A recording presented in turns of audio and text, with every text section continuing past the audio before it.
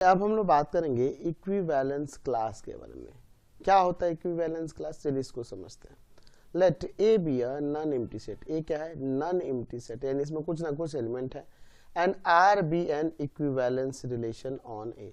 Are क्या है? Equivalence relation है। तो इक्विवेलेंस रिलेशन का मतलब यह हुआ कि वह रिलेशन रिफ्लेक्सिव होगा, सिमेट्रिक होगा एंड ट्रांजिटिव होगा। यहाँ स्टेटमेंट से ही दिख रहा है। इक्विवेलेंस का मतलब क्या है यहाँ पे कि रिलेशन जो होगा रिफ्लेक्सिव, सिमेट्रिक, ट्रांजिटिव होना चाहिए किसी सेट ए पर। Let A be an element of set A. A क्या है? ये स्मॉल ए इस सेट का एक एलिमेंट है। The set of all element of set ए।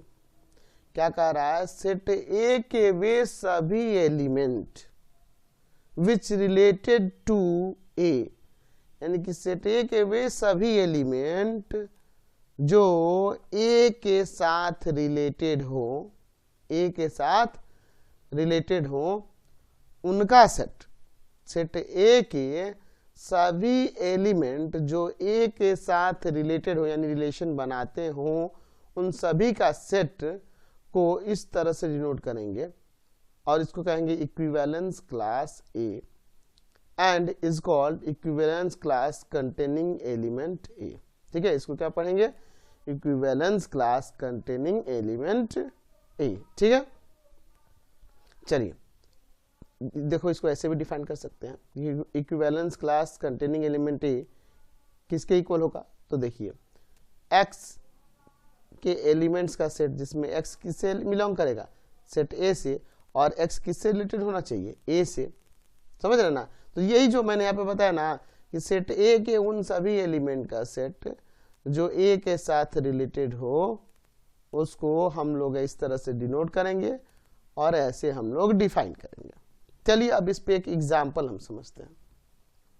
ठीक है, सपोज हमारे पास एक सेट है, यहाँ पे लिख सकते हैं late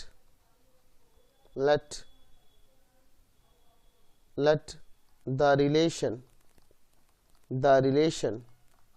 R on the set Z of all integers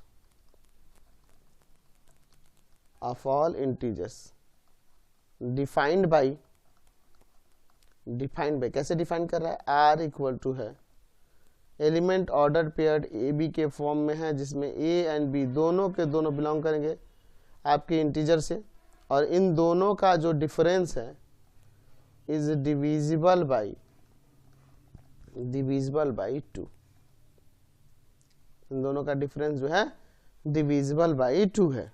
तो चेक करते हैं हम लोग पहले कि पहले ये जो रिलेशन आर दिया है इन कंडीशंस को फॉलो कर रहा है कि नहीं। तो पहला तो नॉन एम्प्टी सेट है, तो जाहिर सी बात है ये सेट ऑफ ऑल इंटीजर, तो इसमें नॉन एम्प्टी तो होगा नहीं, दुनिया के सारे इंटीजर्स इसमें आ जाएंगे। अब ये रिलेशन आर इक्विवेलेंस है कि नहीं ये हमें पता होना चाहिए। तो सबसे पहले बात करते हैं रिफ्लेक्सिव के लिए। तो अगर रिफ्लेक्सिव की बात करें, यहाँ पर रिफ्लेक्सिव की बात करें, यहाँ पर हम लोग ले लेते हैं late A, B and C belongs to integer। ये हम लोग सपोज कर लेते हैं पहले।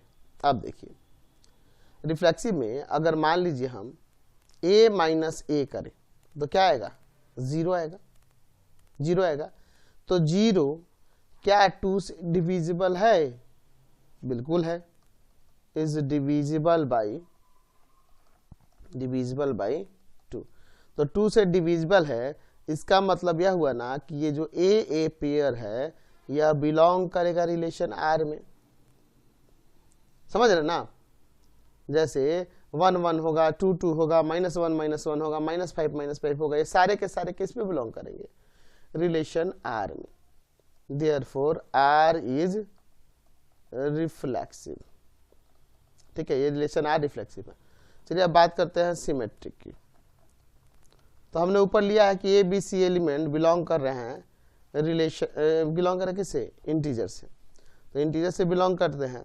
तो देखिए हम लोग ऐसा मान लेते हैं, सपोज कर लेते हैं कि ए बी ऑर्डर पेयर जो है ना ये बिलोंग कर रहा है इस आर में, तो इसका मतलब यह हुआ कि A minus B is divisible by 2। Statement के अकॉर्डिंग अगर ए बी बिलोंग कर आर में तो A minus B divisible by 2 होगा, तो जाहिर सी बात है बी माइनस ए भी डिविजिबल हो जाएगा। समझ रहे ना आप, ऐसे समझिए 4 माइनस 2 डिविजिबल बाई 2 है, तो 2 माइनस 4 जो माइनस 2 है ये भी तो डिविजिबल बाई 2 है कि नहीं, बिल्कुल है। तो b minus A is divisible by 2। तो जब b माइनस ए डिविजिबल हो रहा है इसका मतलब b a भी उस रिलेशन r में मिल रहा है, उस रिलेशन r में b a भी मिल रहा है। इसका मतलब हो गया कि r इज सिमेट्रिक। चलिए ये सिमेट्रिक हो गया। अब अगर हम इसके ट्रांजिटिव होने की बात करें, let A B belongs to relation r and B C belongs to relation r। हम लोग A B and B C को सपोज कर लेते हैं कि आर रिलेशन से बिलोंग कर रहा है। इसका मतलब यह हुआ कि A minus B and B minus C is divisible by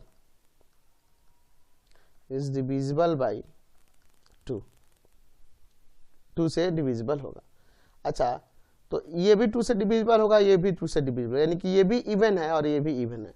तो दो गो इवन को अगर आप ऐड करते हैं तो ये भी इवन होगा ना, बिल्कुल होगा। अच्छा इसका सॉल्व करेंगे तो क्या आ जाएगा, A minus C is divisible by, ठीक है, क्यों, क्योंकि जान सकते हैं कि sum of 2 even is also even, ठीक है। इसके कारण ये हो जा रहा है। तो a माइनस सी जब डिविजिबल बाई 2 है इसका मतलब a और c भी बिलोंग कर रहा है रिलेशन r में, देयरफॉर r इज क्या हो जाएगा, ट्रांजिटिव। तो यहां से ये तो पता चल गया कि जो रिलेशन r आपके पास जो दिया था, जो रिलेशन r था, क्या था जी रिलेशन r, कि ए बी ऑर्डर पेयर में एलिमेंट है जिसमें ए बी बिलोंग कर रहा है इंटीजर से, और यहाँ a माइनस बी जो है यह डिविजिबल बाई 2 है। तो इसको हमने दिखा दिया कि यह रिलेशन r जो है इक्विवेलेंस है।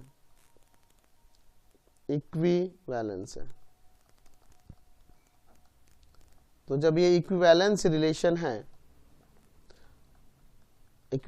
रिलेशन है तो अगर मान लीजिए हमें यहाँ पे कह दे कि इक्विवेलेंस क्लास लिखना है जीरो का इक्विवेलेंस क्लास लिखना है, तो अभी मैंने बताया कि इसको क्या पढ़ेंगे जी, इक्विवेलेंस क्लास इंक्लूडिंग किसको जी, तो इंक्लूडिंग जीरो, कंटेनिंग जीरो, है ना जी। तो इक्विवेलेंस क्लास में क्या आएगा, तो जैसा कि आपको मैंने ऊपर भी बताया कि इक्विवेलेंस क्लास का मतलब है कि वे सेट क्या है जी, जेड था, इस सेट के वे सभी एलिमेंट का सेट जो जीरो के साथ रिलेटेड हो। तो बताओ तो जीरो के साथ कौन कौन सा रिलेटेड हो जाएगा, तो यहाँ जीरो के साथ अगर हम लोग बात करें तो जीरो रिलेटेड होगा, क्योंकि जीरो माइनस जीरो आपका डिविजिबल बाई 2 होगा, है ना।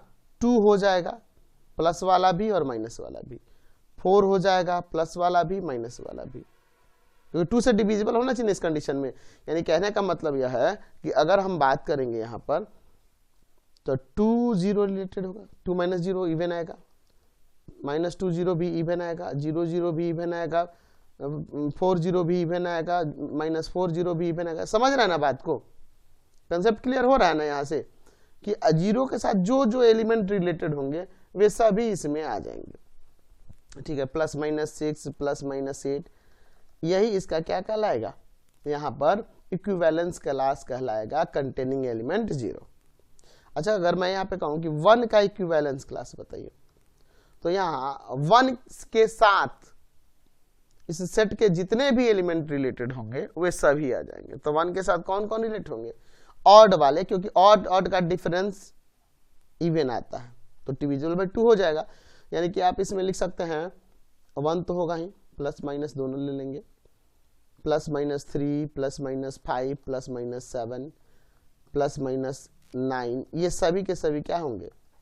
इसके इक्विवेलेंस क्लास के एलिमेंट हो जाएंगे। तो यहां से आपको इक्विवेलेंस क्लास समझ में आ गया, इक्विवेलेंस क्लास क्या होता है। चलिए नेक्स्ट हम लोग बात करेंगे